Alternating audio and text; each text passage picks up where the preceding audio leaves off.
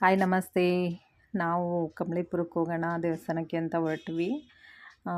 ಇವತ್ತು ಭಾನುವಾರ ಆಗಿರೋದ್ರಿಂದ ತುಂಬ ಅಂದರೆ ತುಂಬ ರಶ್ ಇತ್ತು. ಸರಿ, ನಮ್ಮ ಮಗು ಬೇರೆ ಇತ್ತು ಅಂತ ಬಿಟ್ಟು ಮುಂದ್ಗಡೆ ಆಟೋದಲ್ಲಿ ನನ್ನ ಮಗಳು ಮತ್ತು ಇಂದು ನಮ್ಮ ಅತ್ತಿಗೆ ಹೋಗ್ತಾಯಿದ್ದಾರೆ. ಇಲ್ಲಿ ನಾನು ಪ್ರಜ್ವಲ್ ಹೋಗ್ತಾಯಿದ್ದೀವಿ. ಏನಪ್ಪ ವಿಶೇಷ ಅಂದರೆ ಇಂದುದು ಬರ್ತ್ಡೇ ಇತ್ತಲ್ವ, ಹಂಗಾಗಿ ದರ್ಶನ ಮಾಡ್ಕೊಂಡು ಬರೋಣ ಅಂತ ಹೋಗಿದ್ವಿ. ನಮ್ಮಣ್ಣ ಇಂದು ಬರ್ತ್ಡೇ ದಿವಸ ಸ್ಪೆಷಲ್ಲಾಗಿ ಶಬರಿಮಲೆಗೆ ಹೋಗ್ತಾರೆ. ಅವರು ವರ್ಷವೂ ಹೋಗ್ತಾರೆ, ಏನು ಹರಕೆ ಇರಬೇಕು ಅದಕ್ಕೆ ಹೋಗ್ತಾರೆ ಅಂದ್ಕೊಂಡು, ಇಲ್ಲ ನಾವು ಅಲ್ಲಿ ಹೋಗ್ತೀವಿ ಮನೆಗೆ, ಇಲ್ಲಾಂದರೆ ಅವರೇ ಇಲ್ಲಿ ಬರ್ತಾರೆ. ಹಾಗೆ ಇಂದು ಬರ್ತ್ಡೇನ ಸೆಲೆಬ್ರೇಷನ್ ಮಾಡ್ತೀವಿ.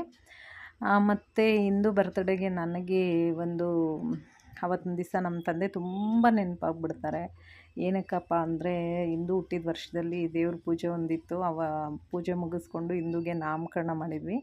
ನಾಮಕರಣ ಮಾಡಿದ್ದು 1 ವಾರ 15 ದಿವಸಕ್ಕೆ ನಮ್ಮಪ್ಪ ತೀರ್ಕೊಂಬಿಟ್ರು. ಹಂಗಾಗಿ ತುಂಬಾ ನೆನಪಾಗ್ತಾಯಿದ್ರು. ಊಟ ಮಾಡು ಅಂತಾಯಿದ್ರು. ಯಾಕೋ ತುಂಬ ನೆನಪಾಗ್ತಾಯಿದ್ದಕ್ಕೆ ನಮ್ಮಪ್ಪ ನಂಗೆ ಊಟನೂ ಮಾಡೋಕ್ಕಾಗಿಲ್ಲ. ಅವಳು ಎಜುಕೇಷನಲ್ಲಿ ತುಂಬ ಚೆನ್ನಾಗಿದ್ದಾಳೆ. ಇನ್ನೂ ಚೆನ್ನಾಗಿ ಓದಿಕೊಂಡು ಅವಳು ಕೆರಿಯರ್ ಅವರು ಚೆನ್ನಾಗಿ ರೂಪಿಸ್ಕೊಳ್ಳಿ ಅಂತ ಆಶೀರ್ವಾದ ಮಾಡ್ತೀನಿ ನಾನು.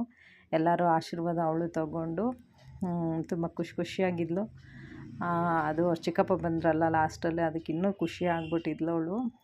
ಇಂದು ಆರೋಗ್ಯ ಆಯಸ್ಸು ದೇವರು ಕೊಟ್ಟು